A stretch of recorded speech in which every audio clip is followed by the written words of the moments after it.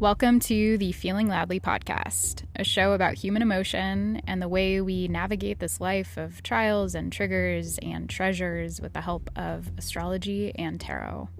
I'm your host, Jana. I'm an astrologer, a tarot reader, and an Akashic Records reader, and I'm here to help you do this messy life with as much grace, ease, and pleasure as possible.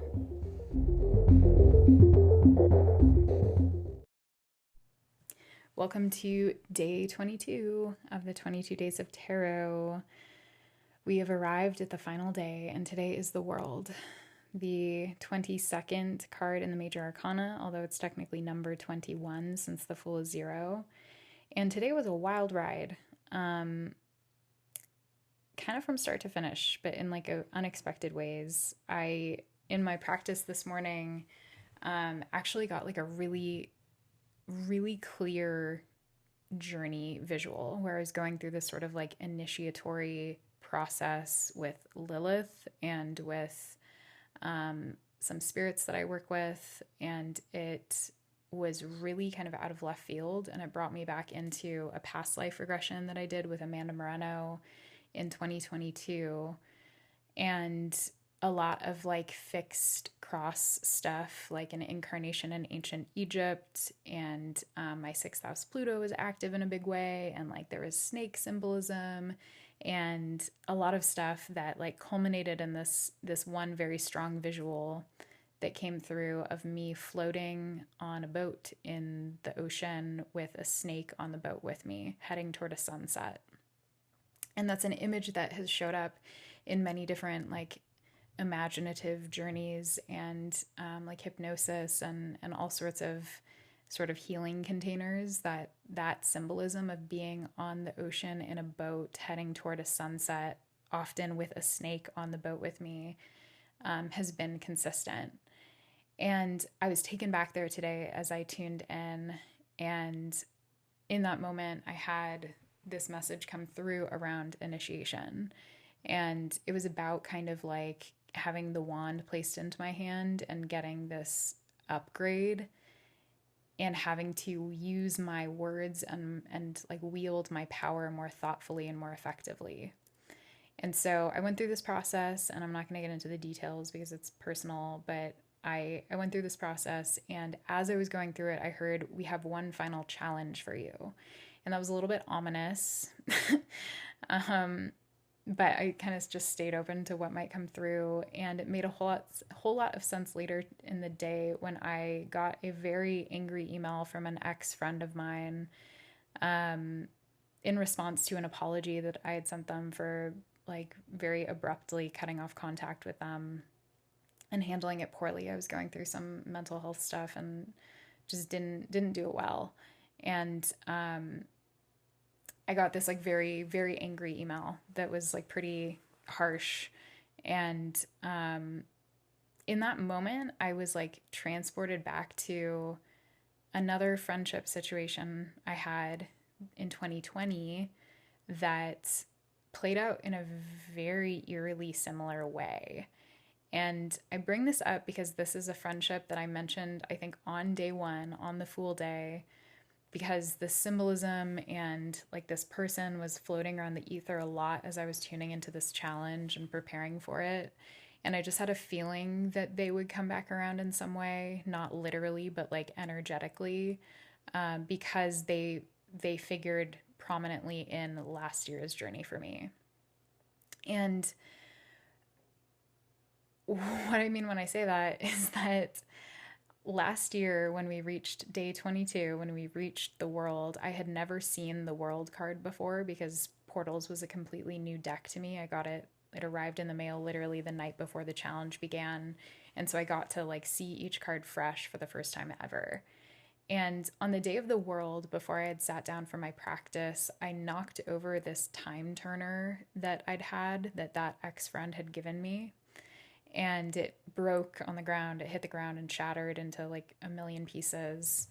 And it kind of shook me because this was like the one remaining thing that I had from this friend who'd been a really dear friend for many years in San Francisco.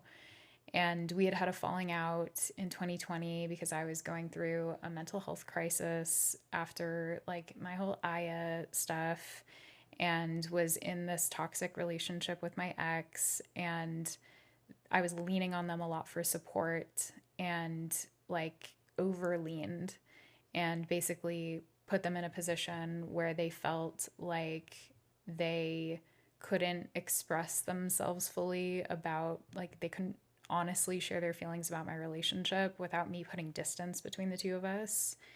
And it was tender and complicated, right? And this relationship, this friendship had been on the fritz for quite a while by that point, and there was a lot of kind of unspoken distance between us already. And so when I went through that phase of my life and when my relationship tested my friendship, it really didn't have a strong foundation to stand on and ended up breaking us. And I held a lot of guilt over that, and like for a long time, like even up until just like in the last month when I was kind of processing this and trying to let go of what remained. And anyway, so when we did this challenge last year, that time turner broke and shattered. And this was like 3 years after the friendship itself had ended, and we hadn't spoken in years at this point. And then when I tuned into my practice and I looked at my card, the card features a time turner on it. Like very prominently. It is in the center. The time turner is in the portal. It is the card. Like that is the central image of the card. And so just like maybe hours before, if even that, it was probably minutes before I sat down for my practice, that I broke the literal time turner and then was greeted by this imagery on the card. And last year I remember like I think I gasped out loud when I saw it because I was so shook, and I didn't quite understand what the meaning was of all of it. But of course it was that like it was bringing me the closure that I needed. It was shattering this last piece of material connection to our friendship that was keeping me stuck in a state of guilt and inaction and stagnancy. And this was an invitation for me to move beyond that and to free myself from it. And just fascinating that like on the World Day, I would get an email from this other friend where there are a lot of similar strands in the story of kind of how things played out, how our friendship kind of came to crumble, and what was going on for me and what was going on for them. And in both cases, there was a lot of projection and a lot of assumptions that were made about the other person's intention or the other person's behavior. And it led to a lot of like poor communication and a lot of confusion that also led to breakdown. And I'm not going to go into detail because I'm not comfortable with it. But what I will say is that I was really hurt by the email that I got today and felt like very wrongly characterized by it. And it was an important, humbling moment for me to recognize that this person did not want to hear from me again. And they had every right to not hear from me again. And I don't blame them for it. And also, like, I don't want to hear from them again after the things that they said to me and after what was expressed. Like, it's not a vibe that I want in my life. It's not a vibe that I want in my space and my heart. And any residual guilt and hurt that I was feeling over the ending of the friendship has sort of dissolved in the face of that reality. And I still have compassion for both of us and space for both of us to like be messy humans who have made mistakes. And I think for me, like taking responsibility for my behavior and the ways that I fucked up in this situation and the ways that I caused harm, which I did, like I, cut someone off in a way that was unfair and unkind to them. And they had every right to be hurt and angry. But it just got me thinking about how like in both of these friendships, there was this element of hurt that then led to projection, of hurt that then led to assumption, where we want to believe that someone is operating in a certain way and attach a narrative to it because it helps us make peace with that, maybe. And that's our form of closure, which can be a sort of world experience. Like our form of closure is coming up with a story and a narrative that helps our ego relax a little bit, and that helps us not maybe see our side of the street too, that helps us feel as though like we've made no errors in a situation and we can place the blame entirely on someone else. And that was sort of the experience that happened in both cases here, where like I really felt like I was a fuck up and like it was entirely my fault. And the dynamic was just a one-way street. And like I was the only one who had to take accountability and the only one who had to look at my behavior and question it. And I know that to not be true, right? Like I know that that's not how relationships work. And if I were to really go into it, I could like come up with all sorts of ways that they fucked up too. But frankly, that's not helpful because like I'm the only one who has to live with me, and living with me means coming to terms with my own behaviors and owning what I can own, and also recognizing what I'm unwilling to accept from other people. And so that means sometimes making amends. Sometimes that means apologizing. Sometimes that means owning up to our failures and to our mistakes, and like allowing ourselves to be humbled by the recognition that we're flawed and that we fuck up and shit happens, and to offer sincere apologies where we can and where they're open to being received. And so I think like that's a process I have gone through already. I've kind of made peace with myself on this, and I tried to make peace with someone else, and it wasn't well received, and that's okay. And the world brings us to conclusions sometimes that are messy and that aren't perfect and neat and orderly, and sometimes it fucking hurts. It's like, this is an ending and I don't have the answers I want, or this is an ending and you get to walk away thinking that I'm someone who I'm not, or you get to have this story that I think is wrong, right? Like, and maybe to them it's completely right. But the fact is, like, we often have to find our own closure. And that means like getting right with ourselves and looking in the mirror and asking ourselves how we contributed to a situation and what we would do differently next time, and taking it in stride and moving forward instead of getting lost in like self-flagellation or even like blaming and villainizing other people and self-victimizing, or vice versa, like making ourselves out to be the villain and them the victim, like blameless and pure. And so it gets very complicated when we're dealing with like messy human relationships and people who have very particular hurts and aches that we often unintentionally step on and end up like activating something that confuses both of us. And so my oracle card today was perception. And so in greeting the world today, what I'm understanding is that, and I may have said this already more than once, but the message here was you have all the time in the world. You don't have to bring something to conclusion right away. You don't have to like wrap a ribbon around something and tie a little bow on it and make it pretty. Like sometimes things need to be messy for a little bit, and that can be a form of closure in itself, just kind of accepting that it's messy. Like if you have a table, like my kitchen table, excuse me, I just burped because I just had dinner, and my kitchen table has like some residual plates and stuff on it that I don't really feel like doing something about right now. And so I might just go to bed and be like, my conclusion for tonight is that the table is messy, and that is the end of the story at this moment because I need rest. And we need to have those limits around how much we can put into something before we call it quits and say like, I'll pick this up again in the future when I'm ready to. And so that shift in perception of like, I have more time, this is not an urgent situation to resolve right now, is feeling very world. And the message around time is so loud and consistent, has been throughout this challenge and is especially so today. And, I hadn't really thought about the World card as a card of time, but it makes perfect sense. And this is a Saturn card, and Saturn is connected to time. Saturn is sort of like the timekeeper. And, there's like so many directions I could go here, but I think I'm going to try to keep it short. Speaking of like going to bed and calling it quits when it's messy. My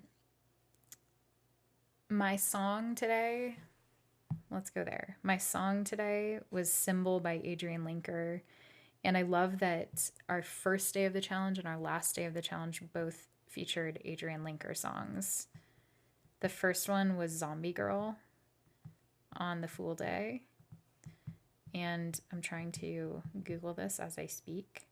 Adrian Linker Symbol. And yeah, today was Symbol by Adrian Linker. And the lyrics go, fly, make flee, make haste, make waste, 8 makes infinity, which looks like a time turner. Times I've tried to make breaks, embrace for the enemy, meet my face to face, time try to find the diamond, counting time as time counts me, the river to the island. Do you not tell, that smile always makes me well, do you see circling through, that's how one returns from two. And then it repeats quite a bit, but there's one particular line that I love from the song, and it goes, the symbol of your love is time. And that got me thinking about how offering our time is a true act of love. It's maybe one of the greatest gifts we can offer people is the gift of our time. And it's a little bit cliche, but like it holds up. Like offering presence, offering an ear, offering space, offering just like quality time together. All of that is a really, really significant nod to how much you care about someone, is the amount of time that you offer to them. And throughout this challenge, I explored a lot with time, and through kind of like the way that I had to carve out and devote time to sitting with these cards every morning and to recording this podcast every night, my relationship to time really shifted in that like I sort of rearranged myself around this goal and around this practice. And that was very meaningful to me because it showed me how much I cared about it. And what we're willing to invest our time in, we also tend to care more about. And so this, like all of these themes that are swirling around, like time and initiation and like closure, like it's all extremely world. And the way that the world is both an ending and a beginning. It's the ending of a cycle, the ending of a lesson often, where, we're greeted by some type of challenge, which for me came in the form of that email from my former friend today. And we're greeted by this challenge, but it's like, how are you going to cross the threshold? Like what will you be saying to yourself as you move through this? Like, what is the energy that you're moving with? What are you thinking? How are you feeling? Like, how are you going to cross this threshold into a new state of being? And have you learned what this is all about? Like, have you taken the time to reflect on the past and understand what was operating for you here, what was going on, what was motivating you, and all of those sort of like self-questioning processes that I described on Judgment Day yesterday? Well, the world brings it to conclusion. The world is like, you'll answer what you can answer, and then at a certain point you will call it quits and you will stop asking questions. And that's what I had to do today. Like my first instinct was to go to my tarot deck and be like, what the fuck is going on here? Like, why? Like, what is the truth here? What am I missing? And asking these questions that were just confusing me more, frankly, the more cards I pulled. And eventually I had to like put my deck away and be like, no more questions. You don't need those answers. They're not going to come. You're not going to get them from sitting here at your desk divining and trying to find it. You're going to get it maybe in a year, maybe in 2 weeks, maybe tomorrow, from just living your life and then suddenly having a moment of recognition and understanding where maybe a symbol of that friendship breaks, shatters, and kind of removes itself from my life organically. And until then, I'll figure it out. Like, until then, my closure is saying I did everything that I could here, and maybe I fucked up. I definitely fucked up. But I'm a human and I took accountability for it. And I did the best that I could. And sometimes that's all we can do. And we have to kind of just throw our hands up and allow it to be, and allow people to think what they think and act how they act, and to move forward with as much love and compassion as we can, and to just try to do better next time. So, I think I will leave it there. Again, as I mentioned yesterday, I'm just very deeply appreciative of everyone who's been listening to this podcast. I know it's been like messy at times and rough, and I'm not editing these. It's just, it is what it is. And I appreciate folks who've appreciated this. And I've gotten some very sweet messages from people talking about the ways that particular episodes have resonated for them and helped them kind of see their own stuff from a new perspective, which is about like as joyful as feedback as I can get. So thank you to those of you who've sent words over. It's really, really meaningful to hear the way that this stuff lands for people. Like, it's beautiful to me and life-giving. And I'm just so fortunate that I get to do this. So thank you for being a part of it. As I mentioned on yesterday's episode, I am off of social media from April 1st to the 25th for all of Mercury retrograde, which is in my 12th house. I need a time of silence, and I'm probably gonna like be off this podcast for a little bit here as I just kind of regroup and get some rest and try to restore and integrate a lot of the stuff that's come up throughout this time. So if you would like to catch me elsewhere, though, you can find me on Discord. My Discord will be active throughout this whole Mercury retrograde. You can find me on Patreon, and you can become a patron starting at $6 a month. And a lot of very fun, cool perks, including like monthly personal readings at the rising level, group readings at the moon and rising level, and then our sort of basic intro stuff like monthly Akasha scopes, which are Akashic predictions and pick a card readings for the month ahead, and regular pick a card readings, as well as discounts on my services and all sorts of other stuff. So Patreon is rad, and it also gives you access to some private channels in my Discord where I post channeled messages and stuff that comes through from the records and like a little bit more woo-wery.